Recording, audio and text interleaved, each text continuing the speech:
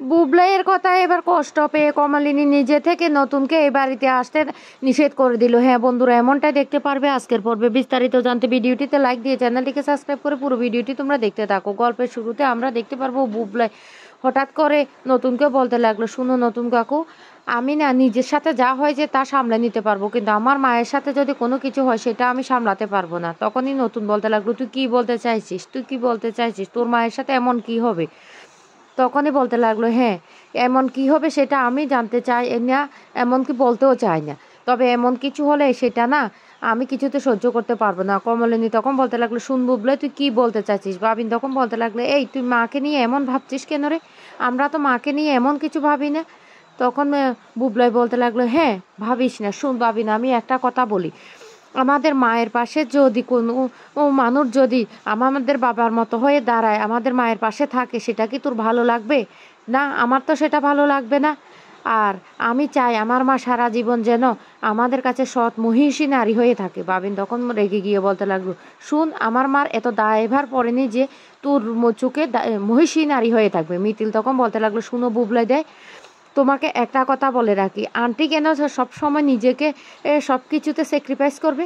তখন বলতে লাগলো, শুনো মিটিল, তুমি আমাদের পরিবারের মাঝখানে কথা বলতে পারো না, কারণ তুমি আমাদের পরিবারের কেউ না। এ কথা বলতে মিটিল তখন বলতে লাগলো, শুনো বুবলাইদা, আমি তোমাদের পরিবারের কেউ না এটা ঠিক আছে, কিন্তু আমি তো তোমাদের পরিবারের একজন সদস্য হতে যাচ্ছি। তাছাড়াও আমি একজন মানুষের পাশে দাঁড়াচ্ছি, তাতে পরিবারে কেউ হওয়া লাগে না। তুমি যেই কথাটা বলছো সেই কথাটা আমি কিছুতে মানতে পারলাম না। নতুন তখন বলতে লাগলো, শেষ পর্যন্ত বুবলা তুই সেই অপমানটা আমাকে করেই দিলি, তুই সেই অপমানটা করেই দিলি। আমি চিরকাল তোদেরকে ছেলের চোখে দেখে এসেছি, আর তোর মাকে বৌঠানের চোখে দেখেছি, আর তোর মার পাশে আমি সব সময় বৌঠানের হিসাবে পাশে দাঁড়িয়েছি, তোর বাবা হিসাবে নয়। একজন হাজব্যান্ড আর একজন পিতার মতো দুটার মধ্যে না অনেক তফাৎ আছে। তুই অনেক বড় হয়েছিস, তুই অন্তত পক্ষে সেটা বুঝতে পারবি। আর তোদেরকে পিতার চোখে দেখেছি, পিতা নয়। আর তোর মাকেও সাপোর্ট করেছি, তবে হাজব্যান্ড হিসেবে না, তোর মার স্বামী হিসাবে আমি তোদেরকে কোনোদিন সাপোর্ট করিনি। আর তুই এই কথাটা বলতে পারলি, তখন খুব কষ্ট পায় মিঠি। মিঠি তখন বলতে লাগলো, এবার এবার নতুন কাকু এতটা কষ্ট পেয়েছে কি করব। মিটিল তখন বলতে লাগলো, শুনো বুবলাইদা, তোমার না রুচিটাই এমন। আরে তুমি তো বিয়ে করেছো, বিয়েটা টিকতে পারলো না, কিন্তু বিয়ে থেকে তুমি যে আশীর্বাদটুকু পেয়েছো না, সেটা তোমার না সর্বশরীরে মিশে গেছে, সেই জন্য তো তোমার বোধ মানসিকতা সব হারিয়ে গেছে। মিটি তখন বলতে লাগলো, শুনো নতুন কাকু, আমি একটা কথা বলি, যেহেতু আমার দাদা তোমার দিকে এমন একটা কথা বলেছে, আমি তার বোন হিসেবে আমাকে তো প্রায়শ্চিত্ত করতে হবে, সেই জন্য আমি তোমাকে কিছু কথা বলতে চাই। নতুন তখন বলতে লাগলো, শুন মিটি, আমি এখানে কিছু কথা বলতে চাই না, চল তুই আর আমি গিয়ে একটা রেস্টুরেন্টে গিয়ে বসি। মিটি তখন বলতে লাগলো, না নতুন কাকু আমি যাব না, আমি বিদেশ যাওয়ার অনেক স্বপ্ন ছিল, সেটা তুমি একমাত্র ভেবেছো, পরিবারে কেউ তো ভাবেনি, আর ভাবেই বা কী করবে, ওদের কাছে তো তেমন কোনো টাকা পয়সাও নেই। তাই আমি ভেবে নিয়েছি আমি বিদেশ যাব না।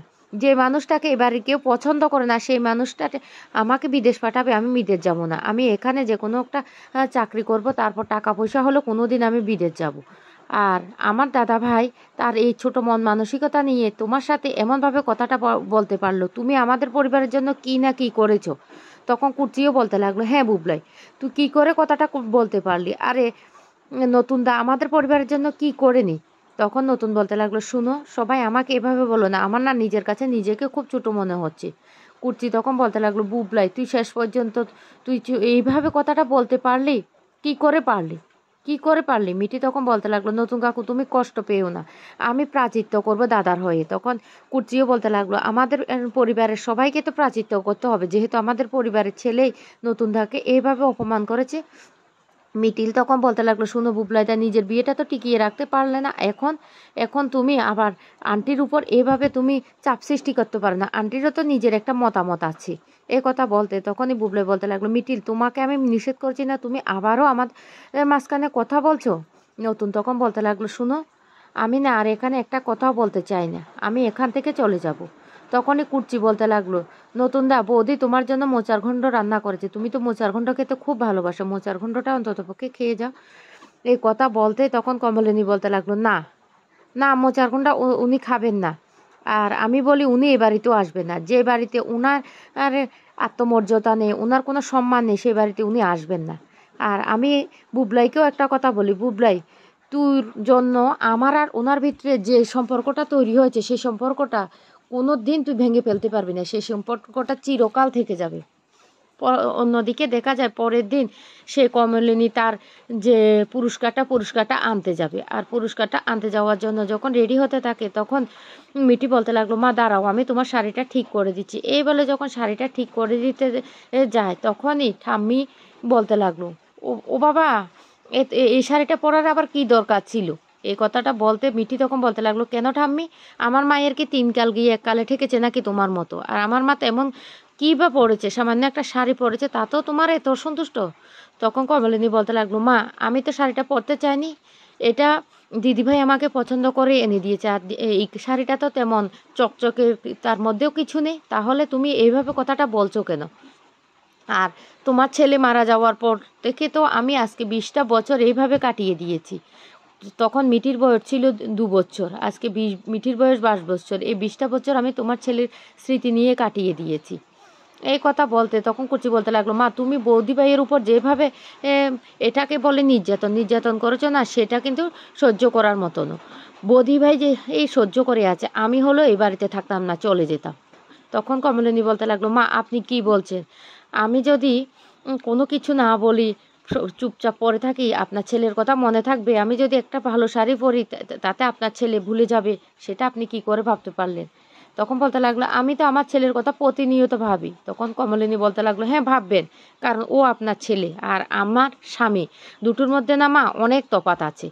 তখন এই কথা শোনার সাথে সাথে ঠাম্মি তখন বলতে লাগলো, ও তাহলে আমি ভুল বলেছি আমি সব সময়? কমলিনী তখন বলতে লাগলো, মা আপনার তো আরও একটা বউ আছে। তখন ঠাম্মি বলে উঠে, হ্যাঁ আছে, তুমি ওর সাথে বাবু তুলনা করো না, ও আর তুমি অনেক তফাৎ আছো। আর আমি কি তোমার কি আদর যত্ন কম করেছি? তখনই কুর্চি বলে উঠে, হ্যাঁ আদর যত্ন করেছো মা, কিন্তু তুমি যেভাবে করেছো সেটাকে আদর যত্ন বলে না, সেটাকে নিপীড়নই বলে।